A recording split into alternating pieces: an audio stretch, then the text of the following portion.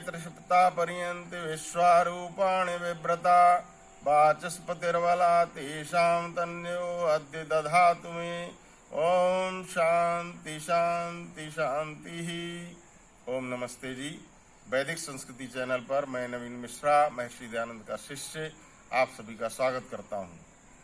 आज की चर्चा प्रारंभ करने से पहले हम एक ईश्वर भक्ति का भजन लेंगे, जिसमें सभी के स्वस्थ रहने की कामना करेंगे। हे ईश सब सुखी हो, कोई न हो दुखारी। हे ईश सब सुखी हो, कोई न हो दुखारी।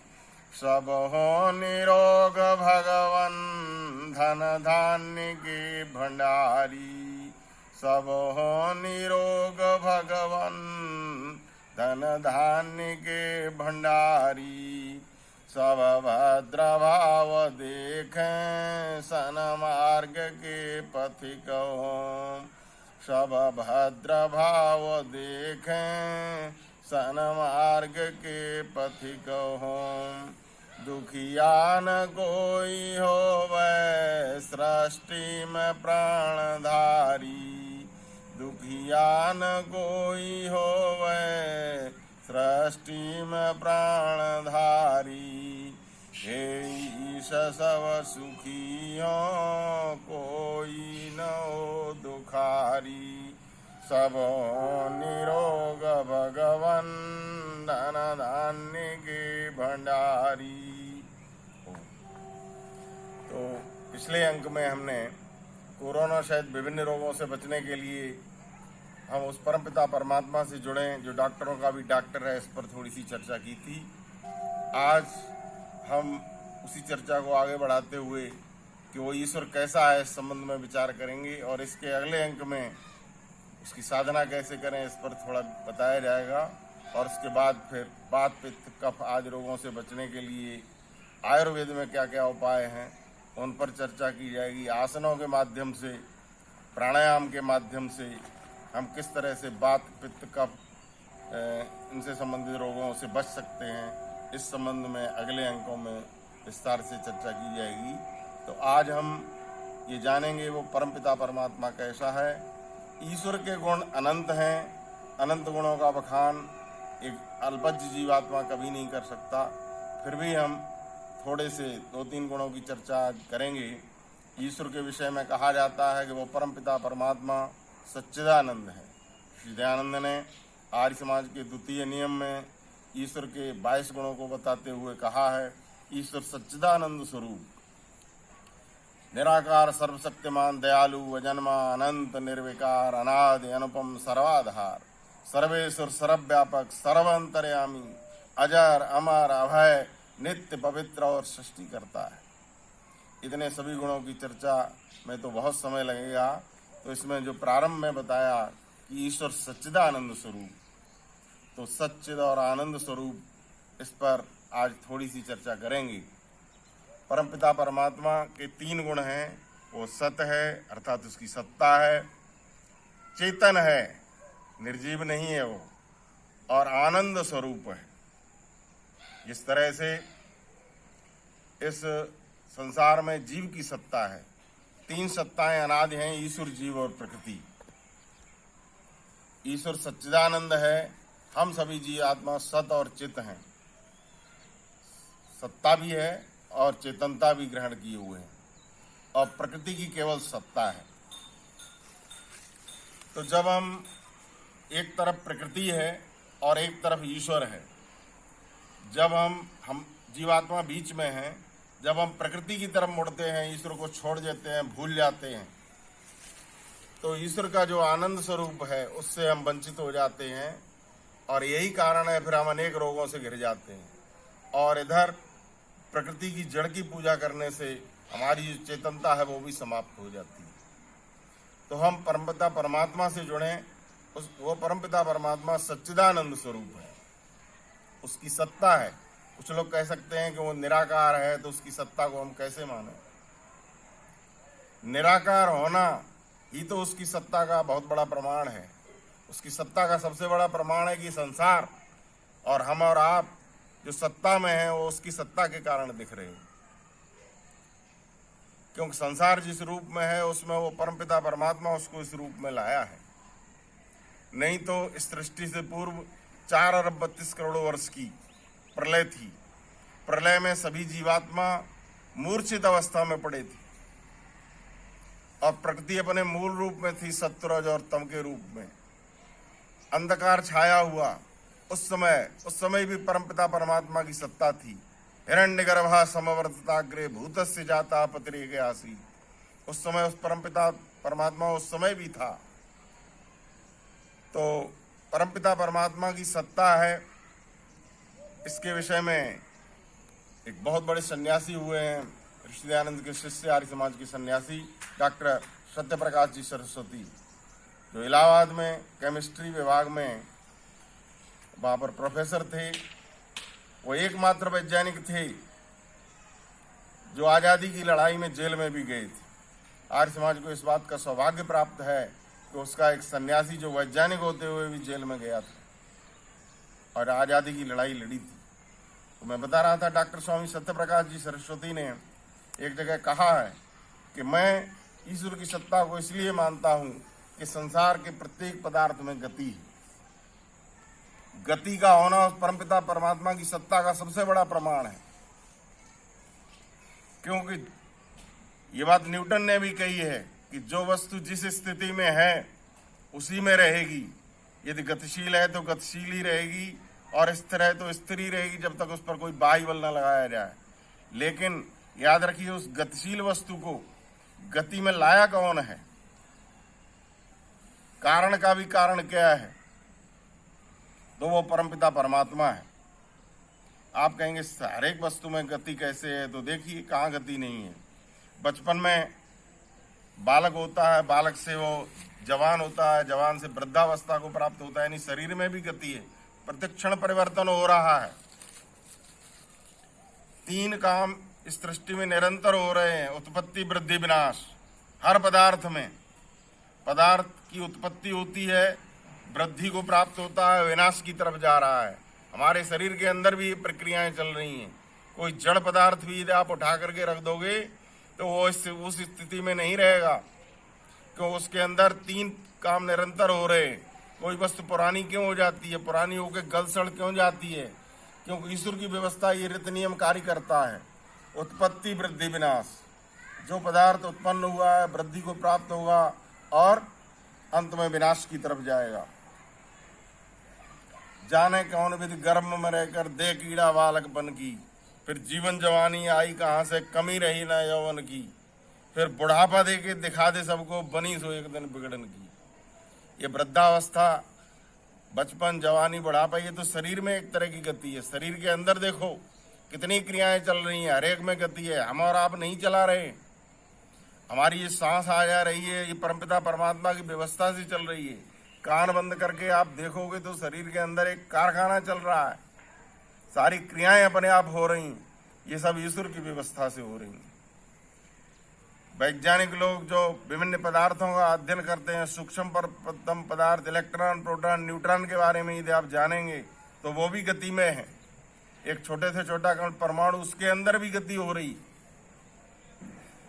संपूर्ण ब्रह्मांड में गति है। वेद में मंत्र आया, येन देवरुग्रा पृथ्वी चर्दना येन सस्तवितम येन नाका यो अंतरिक्षे रजसो विमाना कस्मई देवाय हविषा विदेम। जो आकाश में सब लोग लोकांतरों को ऐसे घुमाता है जैसे आकाश में पक्षी घूमते हैं। देखिए कितने लोग लोकांतर, अनंत आकाश में अनंत सूर्य, चांद और तारे घूम रहे हैं। कोई किसी से टकराता नहीं, सबकी एक व्यवस्था है। किसी कवि ने लिखा है, सूर्य चंद्र लोकादिक का जन कहाँ बिजली घर बना हुआ, पल भर को नहीं धोखा देते कहाँ कनेक्शन जोड़ा हुआ। हमारे यहाँ जो बिजली आती है वो टूट जाती है और वो समाप्त हो जाती है, लेकिन उस परमपिता परमात्मा का बल्ब, सूरज को देखो, चंद्रमा को देखो, तारों को देखो, 4 अरब 32 करोड़ वर्ष तक परमपिता परमात्मा ने व्यवस्था कर रखी है। जब तक ये सृष्टि है, जब तक ये चलते रहेंगे, कोई भी वस्तु स्थिर नहीं है। यहाँ तक कि वैज्ञानिकों ने सिद्ध कर लिया है, ध्रुव तारा भी स्थिर नहीं है, वो भी अपनी बिंदु से कुछ डिग्री हट जाता है। तो ये संपूर्ण संसार में जो गति है, इस संपूर्ण संसार को गति देने वाला, ब्रह्मांड को गति देने वाला एक स्थिर परमपिता परमात्मा है। तो इससे उसकी सत्ता प्रमाणित होती है। इसी तरह से जब हम जमीन के अंदर कोई बीज बोते हैं तो बीज के अंदर भी गति है। बीज जो है पहले सड़ता है, गलता है और उसके बाद अंकुरित होता है, फिर बढ़ता है। यानी बीज का जमीन में बोना और बोने के बाद उसका सड़ना, उसका विनाश है, और विनाश के साथ साथ वहीं उत्पत्ति हो रही है, अंकुरित हो रहा है, अंकुरण के साथ साथ वहीं विकास हो रहा है, और विकास के पश्चात फिर वो विनाश की तरफ जा रहा है। उत्पत्ति, वृद्धि, विनाश, ये अटल नियम परमपिता परमात्मा के रीति नियमों में से एक है।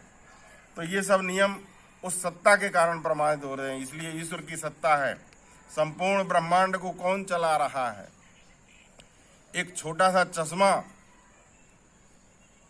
जो किसी वैज्ञानिक ने बनाया आंख का अध्ययन करके, लेकिन आप सोचिए चश्मा क्या कर सकता है यदि आंख नहीं होती, सूरज नहीं होता।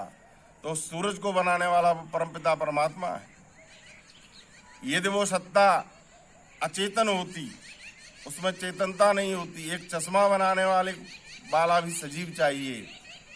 लेकिन जिसने आंख की भी आंख, सूरज को भी बनाया है और आंख को भी बनाया है, इससे क्या सिद्ध होता है? परमपिता परमात्मा चेतन सत्ता है,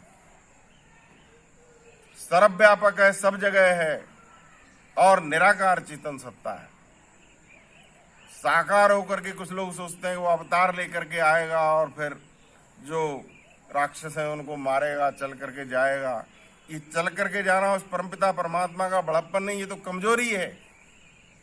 हम और आप चल करके जाते हैं, हम यहाँ बैठे हुए हैं, अमेरिका में इस समय नहीं है। अमेरिका में कोई घटना होती है तो व्यक्ति को वहां जाना पड़ेगा। आपको 50 मीटर दूर भी काम है तो आपको जाना पड़ेगा। लेकिन जहां पर जो विराजमान है उसको कहीं जाने की आवश्यकता नहीं पड़ती।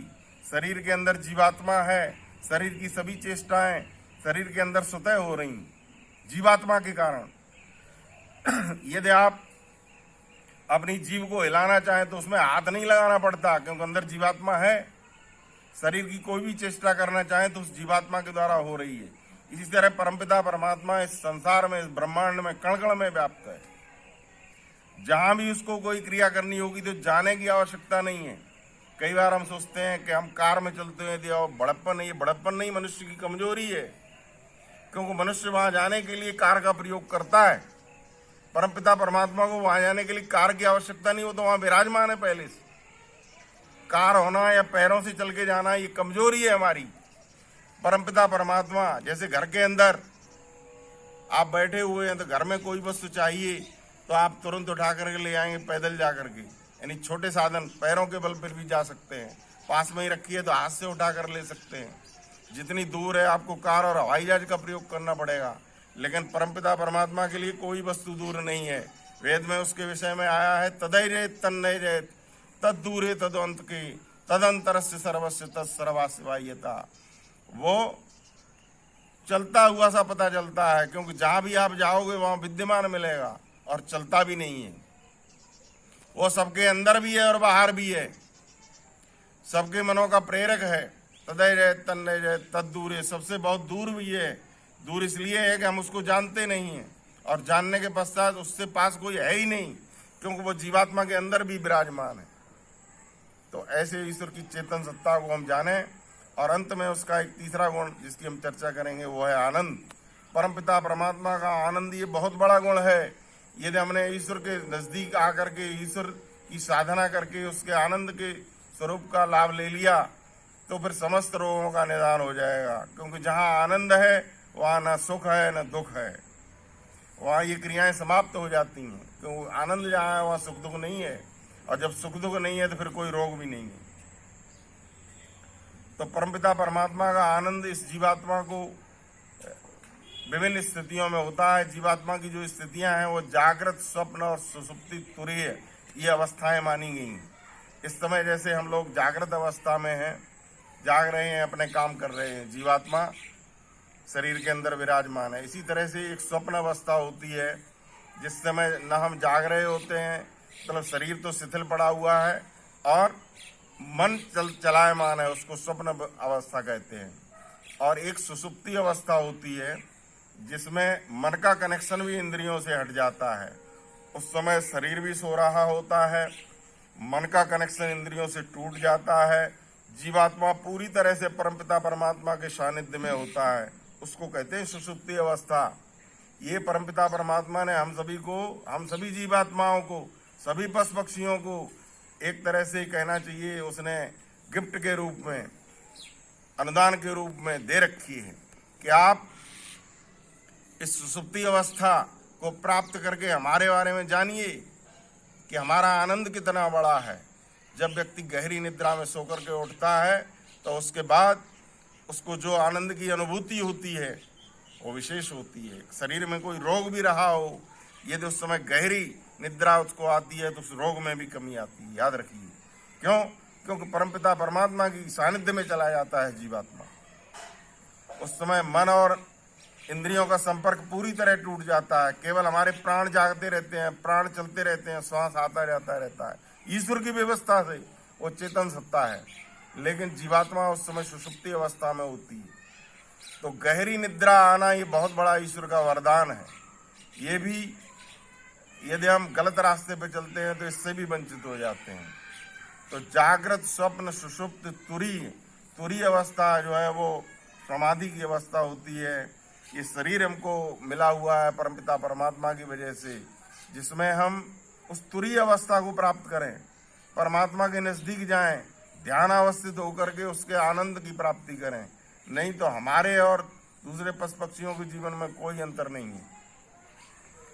क्योंकि आहार निद्रा भय मैथुनम च एतत् समाना पशुभि नराणाम धर्मे नराणाम अधिको विशेषो धर्मेण हीना पशुभि समाना।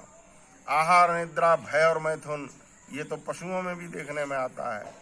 भोजन में लगे रहना, भोजन के स्वाद में लगे रहना, निद्रा पड़े रहना, आलस में पड़े रहना, आहार निद्रा, डरना और डराना, भय, मैथुन संतान उत्पत्ति करना, ये चार काम तो पशु पक्षियों में भी मिलते हैं। इतना ही यदि मनुष्य है तो पशु पक्षी से अलग कुछ नहीं है।